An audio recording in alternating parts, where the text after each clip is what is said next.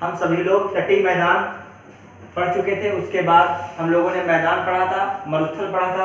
हालांकि मैदान में कुछ क्वेश्चन ऐसे कभी कभी एग्जाम में पूछ लेता है, प्रश्न आ जाता है कभी कभी, जो सबसे निचला जो मैदान है जब उपजाऊ बनता है तो कौन सा मैदान होता है, ये पूछ लिया जाता है। या पूछ लेते हैं उप हिमालय क्षेत्र का पति प्रदेश कौन सा मैदान बनाता है। तो इस प्रकार तो ये सीक्वेंस याद रखना है।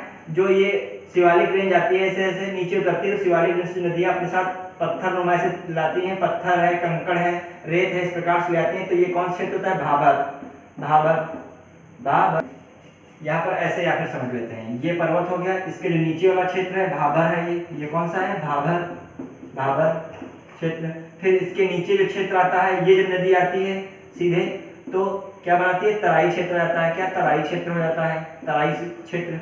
फिर इसके बाद का जो क्षेत्र होता है, तराई के बाद का क्षेत्र, ये वाला जो क्या होता है, जब अपने आप नदी स्थायी चलने लगती है स्थायी रूप से, उसके किनारे जो क्षेत्र हो जाता है स्थायी रूप से, तो पुरानी जलोढ़ मिट्टी से बन जाता है, मतलब वो बदलता नहीं है, पुरानी जलोढ़ मिट्टी हो जाती है, पुरानी जलोढ़ मिट्टी, जलोढ़ मिट्टी, पुरानी जलोढ़ मिट्टी। ये क्या होता है? बांगर। क्या होता है? बांगर। बांगर। फिर इसके बाद जो है इसके नीचे जो क्षेत्र आता है, फिर जब नदी अपना विस्तार करती है, फिर सिकुड़ती है, विस्तार करने के बाद जो इसका पानी का फैलाव जहां तक जाता है, पानी के फैलाव के साथ उसके साथ अवसाद जाता है, विभिन्न प्रकार की वनस्पतियां सड़ी गली होती है वो पहुंचती हैं, तो एक खाद के रूप में काम करते हैं, जिससे क्या होता है? जमीन उपजाऊ हो जाती है।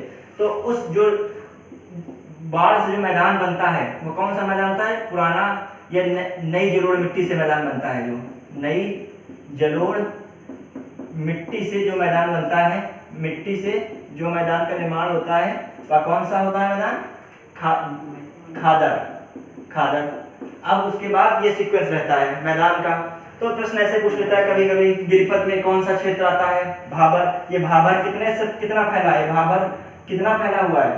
भाबर 8 किलोमीटर। आगे आता है, इस पे हम लोग चर्चा करते हैं मैदान के बाद तटीय समूह पर, जो आइलैंड्स हैं, भारत के तट समूह, आइलैंड्स, भारत का तटीय जो क्षेत्र है उस पर हम लोग चर्चा करते हैं। भारत का तटीय समूह, तटीय क्षेत्र के बाद जो है तटीय समूह नहीं कह सकते, इसको द्वीप समूह कहें जरा से। द्वीप समूह, जो भारत का द्वीप समूह, द्वीप समूह, आइलैंड्स, आइलैंड्स जो है, ये भारत है, अपना प्यारा देश भारत। तो यहाँ पर जो है अरब सागर है, अरब सागर, अरब सागर। यहाँ पर बंगाल की खाड़ी है, बंगाल की खाड़ी। यहाँ पर हिमालय, जानते सबसे ऊपर क्षेत्र, यहाँ पर हिंद महासागर है, हिंद महासागर, महासागर, ये ऐसे ऐसे ऐसे भारत है, ठीक, हिंद महासागर है, हिंद महासागर। तो बात आती है आइलैंड्स की, तो एक जो है अरब सागर में आइलैंड्स हैं, जो ये हैं प्रवाल द्वीप बने हुए हैं, ये लक्षद्वीप हो जाता है। यहाँ पर उत्तरी अंडमान और दक्षिणी अंडमान के द्वीप समूह हैं। तो ये जो है बंगाल की खाड़ी में कौन से? अंडमान निकोबार द्वीप समूह। तो देखा जाए भारत के मुख्यतः एक ये द्वीप समूह है और ये एक द्वीप समूह, तो हम उनके बारे में हमें पढ़ना है।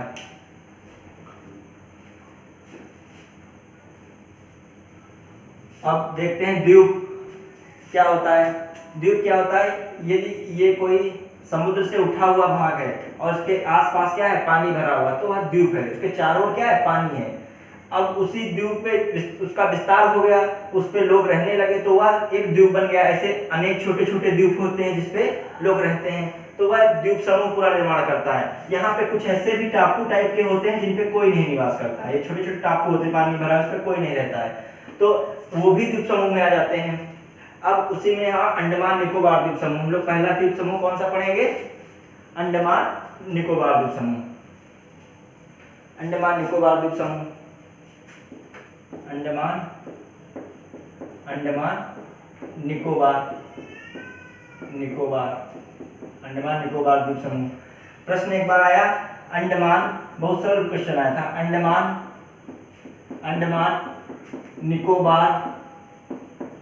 निकोबार है, ऐसे प्रश्न दे दिया, सिंपल दिया। ऑप्शन ए हिंद महासागर में दो द्वीप हैं, दो द्वीप हैं, दिया ऑप्शन दो।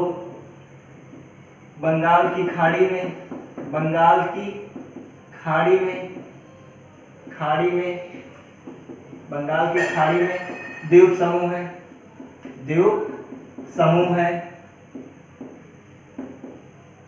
फिर बंगाल की खाड़ी में दो द्वीप हैं, दो द्वीप हैं, दो द्वीप हैं। फिर जैसे देते इनमें से, या चौथा ऑप्शन अरब सागर में दो द्वीप हैं, अरब सागर में दो द्वीप, अरब सागर में दो द्वीप हैं, द्वीप हैं। तो इस प्रकार का लिखा अंडमान निकोबार है, ठीक है। भारत के जो द्वीप का नाम है उसका क्या नाम, अंडमान निकोबार द्वीप समूह, लेकिन नाम में ही द्वीप समूह है, तो ये क्या है, दो द्वीप नहीं है, ठीक है, ये पूरा एक द्वीप समूह है। तो यहाँ पर इस बारे में बताना चाह रहे थे। तो इस प्रकार का प्रश्न हो जाता है, बहुत सरल होते हैं कोई कोई प्रश्न, लेकिन कॉमन सेंस लगाना होता है। कहाँ पर है, बंगाल की खाड़ी में है, तभी लोकेशन मैंने बताया, बहुत नॉर्मल चीज है। अब उसके बाद प्रश्न इसमें से पूछे जा सकते हैं। इसके प्रश्न जो द्वीप समूह से लगा के ग्रुप डी के एग्जाम से लगाकर IAS प्री तक इसमें से प्रश्न पूछ लिए जाते हैं। एग्जाम्स में कुछ ना कुछ इससे जुड़ा हुआ जरूर पूछा जाता है। ये भारत के मेन दो ही द्वीप समूह है, तो भौतिक स्वरूप में भारत की अहम भूमिका निभाते हैं, तो इसलिए इनके बारे में चर्चा रहती है। क्योंकि सामरिक दृष्टि से बहुत इंपॉर्टेंट होते हैं। मान लीजिए अमेरिका का कोई जहाज आ रहा है, चीन का जहाज है, अंडमान के पास से निकला, इधर लक्षद्वीप के पास से निकला, तो इस दृष्टि से ये पूछे जाते हैं यहाँ पर। अब रहती बात इसमें अंडमान निकोबार में, अंडमान निकोबार, निकोबार द्वीप समूह, द्वीप समूह में सबसे ऊपरी जो है, सबसे ऊपरी उत्तरी अंडमान, फिर क्या है मध्य अंडमान, फिर ये आता है दक्षिणी अंडमान, फिर है ये लिटिल अंडमान, फिर यह जो है का, इसको थोड़ा सा और हम ऊपर से करते हैं, यहाँ पर समझने में दिक्कत ना हो। ये समझ लीजिए, सबसे पहले उत्तरी अंडमान आ गया, फिर मध्य अंडमान, फिर दक्षिणी अंडमान, फिर लिटिल अंडमान, फिर लिटिल अंडमान के बाद एक कार निकोबार आ जाता है, कार निकोबार के लिटिल निकोबार, फिर यहाँ पर ग्रेट निकोबार। तो इस प्रकार ये कौन हो गया, उत्तरी अंडमान, उत्तरी अंडमान, फिर यहाँ पर मध्य अंडमान, मध्य अंडमान, अंडमान, फिर ये दक्षिणी अंडमान, दक्षिणी अंडमान, अंडमान, ये little Andaman, little Andaman, little Andaman,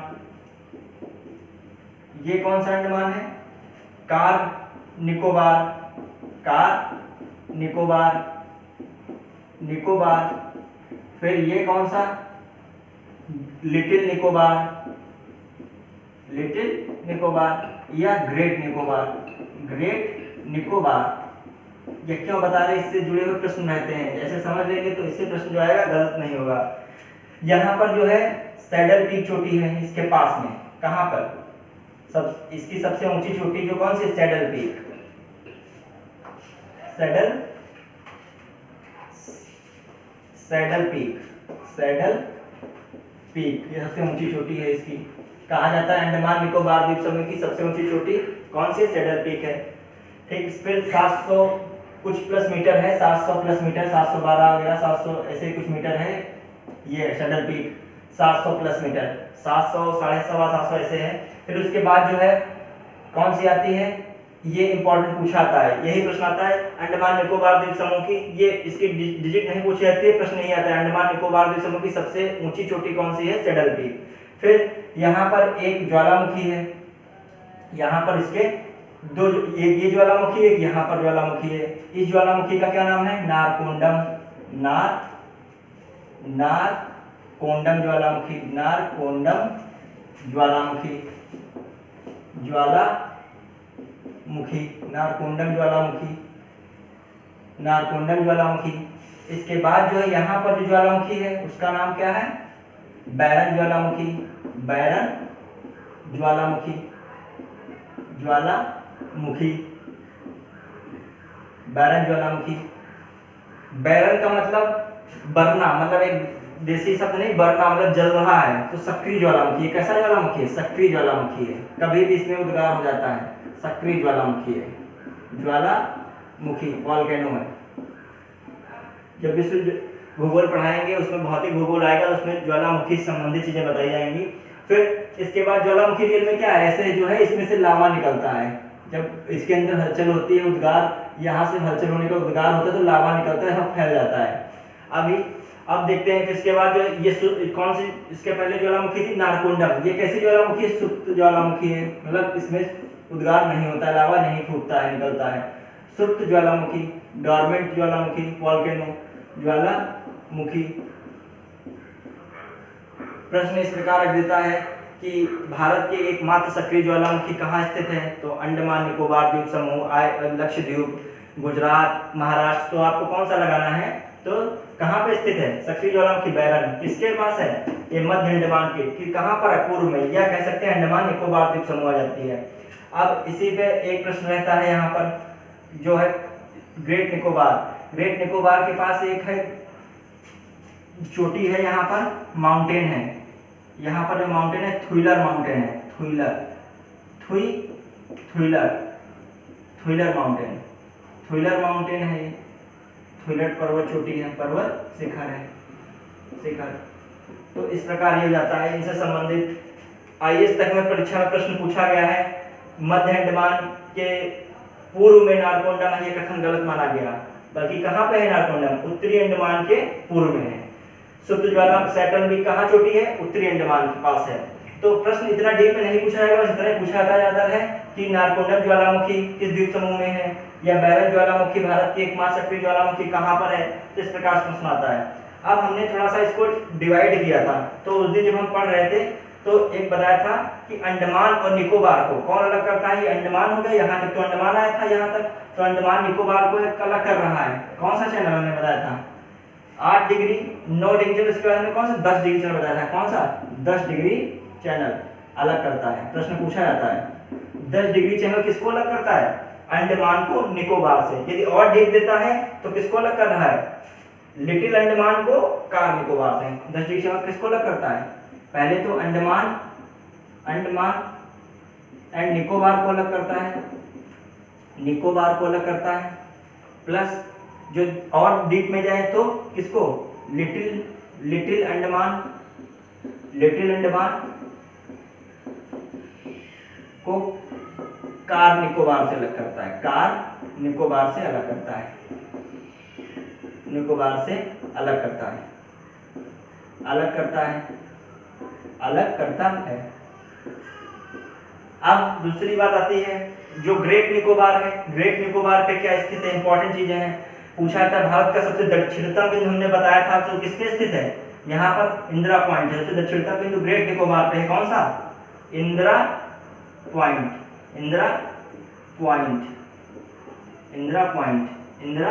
point. इसको क्या कहते हैं? पिगमेलियन पॉइंट, पिगमेलियन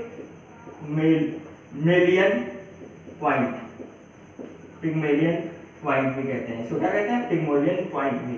पहले इसका ये नाम था पिगमेलियन पॉइंट, अब हालांकि इसका नाम इंदिरा पॉइंट ही है। और इसमें से एक प्रश्न निकलता है, बहुत ही बार पूछा भी आया है, कि जो इसकी राजधानी है, किसकी? अंडमान निकोबार की। अंडमान निकोबार की राजधानी किस द्वीप पर है? अंडमान के, तो दक्षिणी अंडमान पर है। यहाँ पर जो दक्षिणी अंडमान कहाँ है? यहाँ पर। दक्षिणी अंडमान कहाँ? यहाँ पर है। किसमें? दक्षिणी अंडमान में। Port Blair.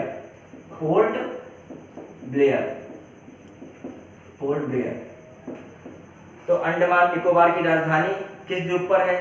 तो दक्षिणी अंडमान पर है। अंडमान निकोबार को अलग कौन करता है? 10 डिग्री चैनल अलग करता है। जो इंदिरा पॉइंट कहाँ पर है? सबसे नीचे वाले अंडमान निकोबार पे, ग्रेट निकोबार जिसको कहते हैं। एक और प्रश्न आता है कि डंकन पैसेज किसको अलो करता है? डंकन पैसेज किसको जोड़ता है? तो ये किसको है? ये है किसके पीछे डंकन पैसेज? किसके पीछे डंकन पैसेज? दक्षिणी अंडमान और लिटिल अंडमान के बीच। डंकन पैसेज किसके बीच है? दक्षिणी अंडमान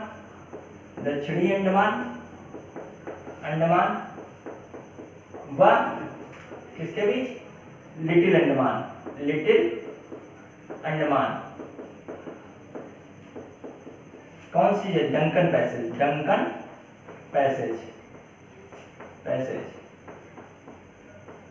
तो ये होता है डंकन पैसेज। इतनी इंफॉर्मेशन जो है इससे पूछी हुई जुड़ी पूछी हुई जाती है। हाँ, एक और ये बात रहती है, जो अंडमान निकोबार द्वीप समूह है, इसमें कुल कितने द्वीप हैं? इसमें कुल है 572 द्वीप समूह। ऑप्शन ये मिलता है अंडमान निकोबार द्वीप समूह में कुल कितने द्वीप हैं, तब आप 572 लगाएंगे। यदि 572 नहीं आता है, ऑप्शन 220 आता है, तो उसको भी सही माना जाता है। क्यों? क्योंकि जो 572 द्वीप है इसमें टापू भी शामिल है, जिन पर कुछ नहीं मतलब लोग निवास करते हैं, कुछ कोई भी निवास नहीं करता है, उन टापू को शामिल किया जाता है। यहाँ पर क्या है, लोग रहते हैं 220 जो द्वीपों पर। तो इसलिए दोनों प्रकार से आंसर सही है। जब 572 आता है कुल द्वीप समूह तो ये है, यदि ऑप्शन में ये मिलता है तो आप इसको टिक करेंगे, और यदि ये दोनों मिलते हैं कुल द्वीप समूह की बात करता है तो आप इसी को प्रेफर करेंगे। अब हम आगे बढ़ते हैं अंडमान निकोबार द्वीप समूह के बाद। अंडमान निकोबार द्वीप समूह में